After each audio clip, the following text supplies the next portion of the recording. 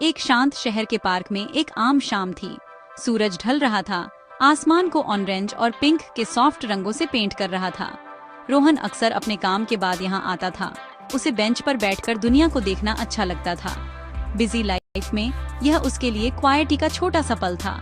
उसे खेलते हुए बच्चों की हंसी और पत्तों की हल्की सरसराहट में सुकून मिलता था। पार्क एक ऐसी जगह थी जहाँ कई अलग अलग जिंदगियां कुछ देर के लिए मिलती थीं। हर इंसान अपनी कहानी, अपनी खुशियाँ और अपनी परेशानियां साथ लेकर चलता था। रोहन को यह शांत ऑब्जर्वेशन अच्छा लगता था। इससे उसे एक बहुत ही सिंपल, अनअज्यूमिंग तरीके से बड़ी ह्यूमन एक्सपीरियंस से जुड़ाव महसूस होता था। ऐसी ही एक शाम उसने एक यंग वुमन को पास की बेंच पर बैठे देखा। वह एक बुक पढ़ रही थी और उसका चेहरा पूरी तरह से कंसंट्रेशन में था। उसका नाम आयशा था। उसने एक सिंपल एलिगेंट सलवार कमीज पहनी थी और एक हल्की हवा उसके बालों की खुली लटों से खेल रही थी। उसने अपनी बुक से ऊपर देखा और उसकी आंखें एक पल के लिए रोहन से मिली। एक छोटी पोलाइट स्माइल उसके चेहरे पर आई। फिर वह अपनी रीडिंग पर लौट गई। रोहन को एक अजीब सी क्यूरियोसिटी महसूस हुई। उसमें एक शांत ग्रेस था जो कैप्टिवेटिंग था। वह उसे डिस्टर्ब नहीं करना चाहता था, इसलिए वह बस वहीं बैठा रहा। कभी कभी चोरी छिपे देखता रहा। इस अजनबी की तरफ एक अजीब सा खिंचाव महसूस कर रहा था। अगले दिन रोहन पार्क में थोड़ा पहले आया, उसे फिर से देखने की उम्मीद में, और उसने देखा आयशा वहीं थी, उसी बेंच पर एक और बुक के साथ। इस बार रोहन ने हिम्मत जुटाई। वह उसके पास गया और एक सिंपल हेलो कहा। उसने उस बुक के बारे में पूछा जो वह पढ़ रही थी। आयशा पहले तो सरप्राइज हुई, लेकिन उसकी जेंटल आवाज और काइंड आंखों ने उसे सहज कर दिया। उन्होंने बात करना शुरू किया। उनकी बातचीत आसान थी और नेचुरली फ्लो कर रही थी। उन्होंने बुक्स, ड्रीम्स और लाइफ की सिंपल खुशियों के बारे में बात की। जल्द ही ये शाम की मीटिंग्स उनकी लाइफ का एक रेगुलर पार्ट बन गईं। उनके बीच एक खूबसूरत फ्रेंडशिप पनपने लगी, जो शेयर की हुई हंसी और डीप कन्वर्सेशन से पोषित हुई। उनकी फ्रेंडशिप हर गुजरते दिन के साथ मजबूत होती गई। उन्होंने पाया कि उनमें बहुत कुछ कॉमन था। रोहन को उसका थॉटफुल नेचर पसंद था और आयशा को उसकी चीयरफुल स्पिरिट एडमायर करती थी। वे पार्क में घूमते थे, अपने बचपन की कहानियां चाह और फ्यूचर के लिए अपनी एक्सपेक्टेशनें शेयर करते थे। उन्होंने अपने अलग बैकग्राउंड के बारे में नहीं सोचा। पार्क की शांत दुनिया में वे बस दो लोग थे जिन्हें एक दूसरे की कंपनी अच्छी लगती थी। उनका बॉन्ड प्योर और सिंपल था, जो म्यूचुअल रिस्पेक्ट और एक दूसरे के लिए जेन्युइन लाइकिंग पर बना था। यह एक ऐसा कनेक्शन था जो डेस्टिन्ड लग रहा था, एक बहुत बड़ी कहानी की एक शांत और खूबसूरत शुरुआत। जैसे जैसे उनकी फ्रेंडशिप गहरी होती गई, वह धीरे धीरे प्यार में बदल गई। यह एक ऐसा प्यार था जो लंबे समय तक अनकहा रहा, लेकिन वह उनकी आंखों और उनके एक्शंस में था। रोहन और आयशा जानते थे कि वे अपनी लाइफ एक साथ बिताना चाहते हैं। हालांकि उनकी शांत पार्क के बाहर की दुनिया इतनी सिंपल नहीं थी। जब उन्होंने आखिरकार अपने परिवारों को अपने रिश्ते के बारे में बताया, तो उन्हें रेजिस्टेंस की दीवार मिली। रोहन के पेरेंट्स ट्रेडिशनल हिंदू थे। वे एक मुस्लिम लड़की के लिए उसके प्यार को समझ नहीं पाए। उन्हें चिंता थी कि समाज क्या कहेगा। ये पॉसिबल नहीं है रोहन, उसके पिता ने अपनी आवाज में दृढ़ता से कहा। हमारे परिवार, हमारे रीति रिवाजों के बारे में सोचो, लोग इसे एक्सेप्ट नहीं करेंगे। आयशा को अपने घर पर भी इसी तरह के तूफान का सामना करना पड़ा। उसके पेरेंट्स रिलीजन निष्ठ मुस्लिम थे, जिन्होंने हमेशा उसे अपने कम्युनिटी के किसी व्यक्ति से शादी करते हुए सोचा था। वे अपनी बेटी से बहुत प्यार करते थे, लेकिन सोशल जजमेंट का उनका डर मजबूत था। हमारे रिश्तेदार क्या कहेंगे आयशा? उसकी मां ने अपनी आंखों में आंसू भरकर पूछा। तुम पीढ़ियों की परंपरा तोड़ रही हो, इससे हमारे परिवार को शर्म आएगी। बातचीत दर्द और मिसअंडरस्टैंडिंग से भरी थी।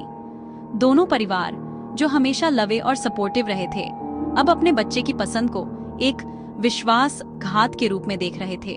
उनकी अस्वीकृति का बोझ भारी था और इसने रोहन और आयशा के प्यार पर एक गहरा साया डाल दिया। उनके रिश्ते की खबर उनके पड़ोस और कम्युनिटी में भी फैल गई। अचानक वे गॉसिप और फुसफुसाहट का विषय बन गए। जिन फ्रेंड्सों को वे सालों से जानते थे, उन्होंने उनसे बचना शुरू कर दिया। लोग उन्हें जज करने वाली आंखों से देखते थे। जिस समाज का वे हिस्सा थे, वह अब एक शत्रुतापूर्ण शक्ति लग रहा था, जो उन्हें अलग करने पर तुला हुआ था। जो दुनिया कभी इतनी वेलकमिंग लगती थी, वह अब ठंडी और अलग थलग महसूस हो रही थी। हर आउटिंग पर घूरना पड़ता था और रिलेटिव्सों के साथ हर बातचीत लेक्चर में बदल जाती थी। यह उन दोनों के लिए एक मुश्किल और अकेला समय था, एक दूसरे के प्रति उनकी कमिटमेंट की एक सच्ची परीक्षा। अपार दबाव के बावजूद रोहन और आयशा ने अपने प्यार में ताकत पाई। जिस विरोध का उन्हें सामना करना पड़ा, उसने उनके बंधन को और मजबूत कर दिया। वे चुपके से मिलते थे, एक दूसरे की मौजूदगी में सांत्वना पाते थे। वे जानते थे कि उनका रास्ता आसान नहीं था, लेकिन उन्होंने हार मानने से इनकार कर दिया। ऐसा लगता है कि हम दुनिया के खिलाफ हैं, आयशा ने एक दिन कहा। उसकी आवाज दुख से भारी थी। रोहन ने उसका हाथ कसकर पकड़ा और जवाब दिया, तो हम दुनिया का सामना एक साथ करेंगे। हमारा प्यार गलत नहीं है, हमें बस उन्हें दिखाना है। वे समझ गए कि यह सिर्फ उनके रिश्ते के लिए एक लड़ाई नहीं थी, बल्कि एक ऐसी दुनिया के लिए एक लड़ाई थी जहां प्यार बिना सीमाओं के मौजूद हो सके। रोहन और आयशा ने तय किया कि वे डर या भेदभाव को अपने फ्यूचर को तय नहीं करने देंगे। उनका प्यार सच्चा और प्योर था और उन्हें विश्वास था कि इसे फलने फूलने का मौका मिलना चाहिए। उन्होंने एक दूसरे से वादा किया। उन्होंने पेशेंस रखने, दयालु होने और कभी हार न मानने का वादा किया, चाहे हालात कितने भी मुश्किल क्यों न हो जाए। यह वादा असहमति के स्टॉर्मी समुद्र में उनका सहारा बन गया। उन्होंने अपने परिवारों के बीच की दूरी को पाटने के तरीकों के बारे में सोचना शुरू किया। वे जानते थे कि गुस्सा और विद्रोह काम नहीं करेगा। उन्हें प्यार और समझ के साथ अपने परिवारों को जीतना था, ठीक उसी तरह जैसे उन्होंने एक दूसरे का दिल जीता था। उन्होंने एक दूसरे के परिवारों के साथ जुड़ने के लिए एक शांत और लगातार प्रयास शुरू किया। रोहन अक्सर आयशा के पेरेंट्स के लिए छोटे छोटे गिफ्ट भेजता था। उसने उसके पिता के लिए गार्डनिंग पर एक बुक और उसकी माँ के लिए एक खूबसूरत शॉल भेजा। उसने यह बिना कुछ उम्मीद किए किया। आयशा ने भी रोहन की पसंदीदा वेजिटेरियन डिश बनाना सीखी और एक म्यूचुअल फ्रेंड के जरिए उसके घर भेजी। वह उसकी माँ की हेल्थ और उसके पिता के बिजनेस के बारे में पूछती थी। ये छोटे छोटे जेस्चर्स थे, लेकिन वे ईमानदारी से भरे थे। वे सम्मान और देखभाल के छोटे छोटे बीज थे, इस उम्मीद में बोए गए थे कि वे एक दिन स्वीकृति में बदल जाएंगे। उनकी यात्रा सिर्फ अपने परिवारों को समझाने के बारे में नहीं थी, यह एक दूसरे की दुनिया को और गहराई से समझने के बारे में भी थी। रोहन ने इस्लाम, उसके त्योहारों और उसकी परंपराओं के बारे में पढ़ना शुरू किया। वह उस कल्चर को समझना चाहता था जिसने उस महिला को आकार दिया था जिससे वह प्यार करता था। इसी तरह आयशा ने हिंदुत्व में रुचि ली। उसने दिवाली और होली के बारे में सीखा और उसने सम्मान के साथ सुना जब रोहन ने अपने धर्म के बारे में बात की। एक दूसरे की पृष्ठभूमि को सीखने और सम्मान करने का यह म्यूचुअल प्रयास एक शक्तिशाली स्टेटमेंट था। इसने उनके परिवारों को दिखाया कि उनका प्यार अपनी पहचान मिटाने के बारे में नहीं था, बल्कि एक नया जीवन बनाने के बारे में था जो दोनों का सम्मान करता था। धीरे धीरे, बहुत धीरे धीरे चीजें बदलने लगीं। उनके पेरेंट्स ने उनके प्रयासों में ईमानदारी देखना शुरू कर दिया। उन्होंने देखा कि उनके बच्चे अटूट वफादारी के साथ एक दूसरे के साथ कैसे खड़े थे। उन्होंने रोहन और आयशा के एक दूसरे के परिवारों और रिलीजनों के प्रति सम्मान देखा। उन्होंने अपनी कठोर मान्यताओं पर सवाल उठाना शुरू कर दिया। क्या ऐसे गहरे और रिस्पेक्ट जनक प्यार के रास्ते में खड़े होना सही था? रोहन और आयशा के लगातार कोमल प्रयासों ने उनके पेरेंट्स के कठोर हाथों को नरम करना शुरू कर दिया। विरोध की दीवार ढही नहीं थी, लेकिन रोशनी की छोटी छोटी दरारें दिखाई देने लगी थीं। वह दिन आखिरकार आया जब रोहन और आयशा ने शादी करने का फैसला किया। उन्होंने एक सिंपल सिविल सेरेमनी को चुना, एक ऐसा यूनियन जो उनके इंडिविजुअल फेथ्स का सम्मान करता था, बिना किसी को धर्म बदलने के लिए मजबूर किए। यह एक शांत मामला था जिसमें कुछ करीबी दोस्त शामिल थे जो हर चीज में उनके साथ खड़े थे। उन्होंने अपने परिवारों को सूचित किया था, अवज्ञा के साथ नहीं, बल्कि रिस्पेक्ट जनक डिटर्मिनेशन के साथ। उनके आश्चर्य के लिए शादी के दिन दोनों पेरेंट्स के सेट आ गए। उन्होंने ज्यादा कुछ नहीं कहा, लेकिन उनकी उपस्थिति एक शांत आशीर्वाद थी। यह एक गहरे इमोशन का पल था, एक ऐसे प्यार के लिए एक शांत जीत जिसने पूर्वाग्रह से हारने से इनकार कर दिया था। अपनी शादी के बाद रोहन और आयशा ने एक ऐसा घर बनाया जो उनकी दो संस्कृतियों का एक खूबसूरत मिश्रण था।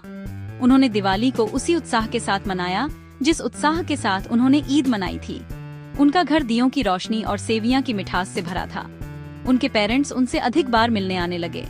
शुरुआत में बातचीत थोड़ी ऑकवर्ड थी, लेकिन जैसे जैसे उन्होंने एक साथ भोजन और त्योहार मनाए, उनके बीच की दीवारें धीरे धीरे पिघल गईं। रोहन की मां ने आयशा को एक अलग धर्म की लड़की के रूप में नहीं, बल्कि उस बहू के रूप में देखना शुरू कर दिया जो उसके बेटे की बहुत परवाह करती थी। आयशा के पिता को रोहन में एक रिस्पेक्ट जनक और लवा बेटा मिला। चेंज धीरे धीरे लेकिन लगातार हुआ। परिवारों ने अपने बच्चों की आंखों में खुशी देखना शुरू कर दिया। उन्होंने प्यार, सम्मान और समझ पर बना एक घर देखा। यह खुशी फैलने वाली थी। इसने पुराने घावों को भरना और पुराने डर को मिटाना शुरू कर दिया। वही रिश्तेदार जिन्होंने कभी नाखुशी में फुसफुसाया था, अब उनके घर आए और उस हार्मनी की प्रशंसा की जिसके साथ वे रहते थे। रोहन और आयशा की प्रेम कहानी उनके समुदाय में एक उदाहरण बन गई। इसने सभी को दिखाया कि मतभेद संघर्ष का स्रोत नहीं होने चाहिए। वे सीखने, बढ़ने और अधिक गहराई से प्यार करने का कारण हो सकते हैं।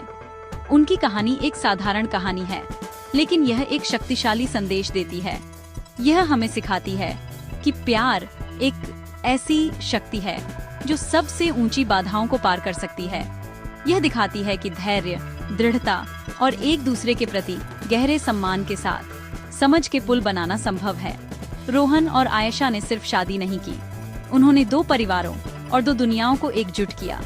उनका एक साथ जीवन आशा का एक प्रमाण बन गया।